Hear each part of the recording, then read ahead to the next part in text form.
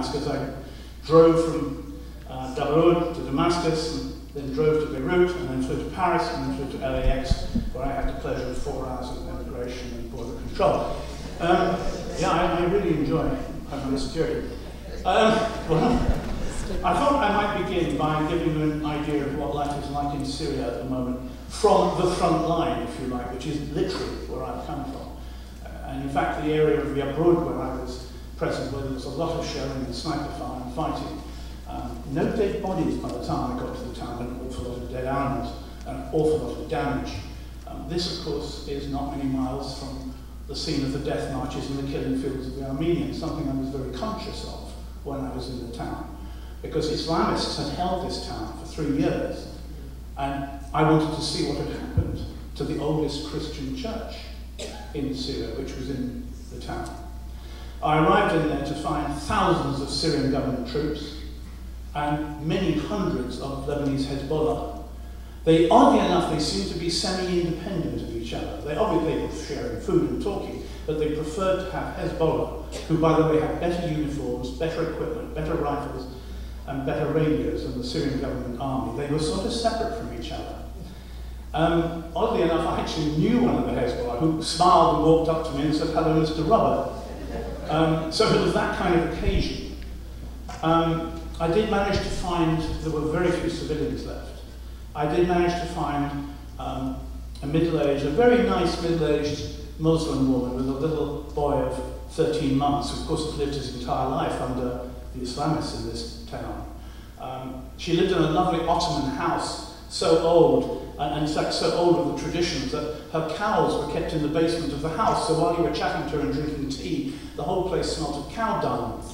But she told a rather distressing story, that it was the Islamists who were selling food to the civilians left in the town.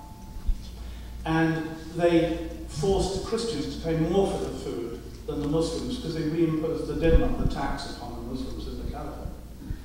Another very distressing element was that most of the food, she said, that was sold to them was UN humanitarian supplies given to refugees in Lebanon.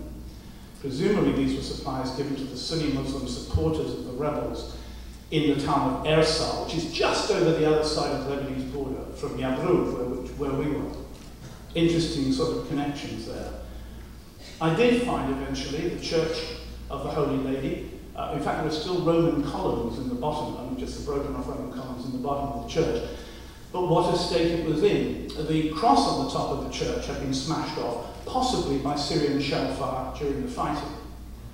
Much more distressing, however, was to find that as you walked into the courtyard of the church, the mosaics of saints around the wall, in every case, they had hammered out the eyes of the saints. There was even a giant mosaic of St. George and the Dragon, and they had hammered out the eyes of St. George and even the eyes of the poor old dragon. Outside the church was a pile of burned Bibles. And it occurred to me, I have to say, of course at the time there was an awful lot of shells wanging around, but I did remember I was going to be talking to you today. So I picked up one of the Bibles. This, after all, is part of the great exodus of the Christians from the Middle East. In a sense, it's part of the story that started with the Armenian Christians of the Ottoman Empire. And I brought the remains of that burned Bible to show you today, because this is from the front line. This is the real thing. I'm afraid it's flaking to pieces as I take it out of there. That's the Bible left in the Church of the Holy Lady. This is the real thing. I picked this up from the floor of that church, with gunfire going around, this Monday morning. Then I went inside it. I'm afraid you can see it's actually flaking away as I hold it. Then I went inside the church and found that the beautiful gold paintings of the saints inside had been ripped off the walls, and with knives they had been systematically slashed and slashed and slashed in long strips. And aware that I was talking to you today, I was in the company of a Syrian First Lieutenant, Talal, whom I know quite well. And he was actually watching to see if there was any thin wires connected to mines. We didn't find any. But I did take up from the floor one of the slashed pieces of painting. And here it is. You can actually see what happened. There's the saint's head. That's exactly what I found on the floor of the church. This is what it's like to be a Christian in the Middle East at the moment. It's a highly symbolic strip of material. So, it's part of the great Christian exodus, part of the great tragedy of the Middle East at the moment. I went to see Bishop Al-Adiyan, of course you know very well, on Tuesday at his office. An office, of course, which those of you who know him in Damascus, his back wall is actually part of the wall of Damascus City, the ancient wall. His estimate, which he may have given to you, but his estimate now is that 25 to 30,000 Armenians have left Syria, 12,000 to America, 10 to 12,000 in Lebanon, and then several thousand in Europe. Out of 110,000, the biggest community to have left, of course, is that of Aleppo. Out of 110,000 then, we have perhaps up to 30,000 Armenians who've left. That is a diminution. Everybody, as the bishop said to me, everybody says, we're coming back, we're only going temporarily away. Palestinians said that once, didn't they? And of course, many of those Armenian families will never go back. Because when you leave and you stay away for a time, you have to start building up a new home, your children have to go to school, perhaps your daughters and sons get married. So that community is going. Your community is going from Syria, and much of it will not return. I've many times gone through the details of the Armenian suffering in Syria, very tiny, of course, in comparison to that of most Syrians. I mean, perhaps we're talking of 80 Armenian dead. Now, we don't know in some areas what the situation is, and we, of course, rely on the usual rumours which we can't confirm.